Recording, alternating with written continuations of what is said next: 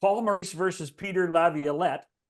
Two guys and not many people played for both guys. Well done. Like you. Well done by you. You know what? They're so uniquely different.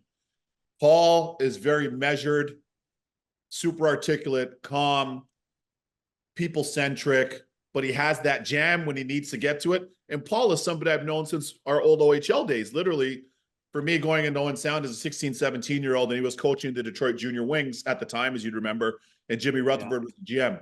I love playing for Paul. He's one of my favorite coaches I've ever had. Top class. And in Lavi's motivator, blood and guts, always has you on your toes, always has his teams a little bit more engaged in a different way. Lavi does it differently. Maurice does it differently, but two outstanding coaches for sure. So who's the better tactician? From a tactical standpoint, I'd probably give the advantage to Mo.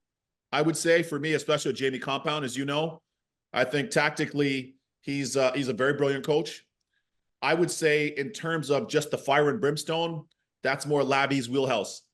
Guys can't get comfortable under Lavi. Yeah, they can't get comfortable under Lavi, man. Lavi, he breathes fire. You can catch him smiling the odd time, but he breathes fire. He's super intense. By the way, I have never caught him smiling. That's what I mean. That's why I said the odd time. The odd time. Even in playing for him, like he always has that kind of, but he's been that way since he coached in Providence in the American League. And then, of course, coming at the National Hockey League. But both these guys have had a long run. And what's also interesting is how they bookended the history of Carolina, right? We went to the Stanley Cup final under Mo in 2002, and then Lavi and the team went back and won it in 2006 against Edmonton. So two long-time coaches that are very distinguished. But this is, I think this sets up to be a great matchup in this series in the Eastern Conference Final. I love two hockey guys talking about tactics in the NHL. There are no tactics. Nobody uses tactics.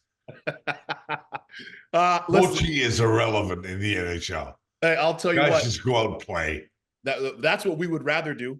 And that's what the players would rather do. Yeah, the coaches get in the way. Yeah, exactly. I was going to say. They do. Bobcat, if I had $1 for every time coaches wanted to break something down, hey, let me show you this piece of video. Hey, but I got to tell you one thing though, and it's the same for me in broadcasting. You really realize the value of that. The further you go, the higher you climb.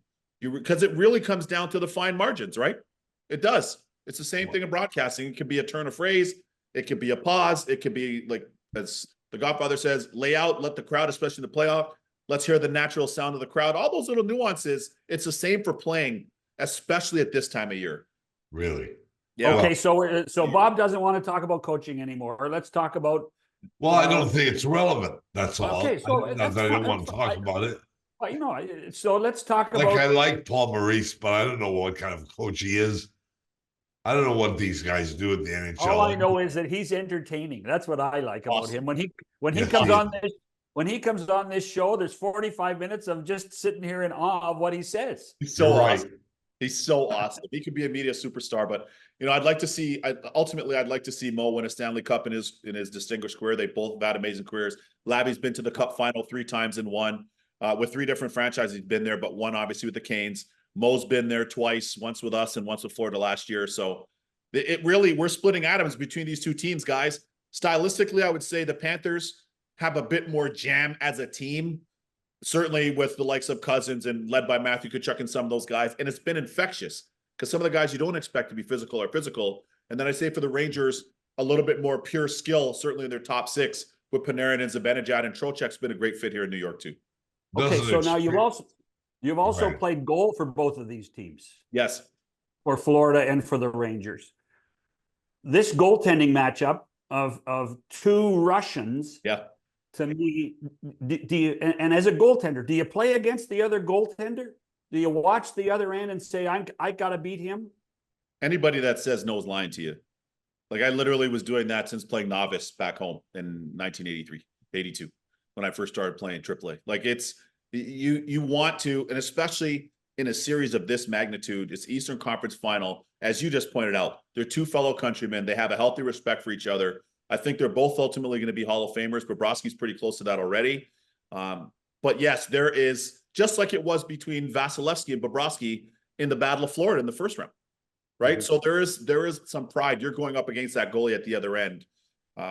It's funny. I had a good chat with my agent last night at the Sports Center. He represents Bobrovsky, and he has Shelovs as well, the young kid out in Vancouver that stepped in and played. You're going to make a little money this summer. I know, exactly. Yep, in your home province. But he was saying yesterday, he's like, yeah, Bob's he's just so locked in right now. And I know Shesterkin is from talking to the Ranger guys too.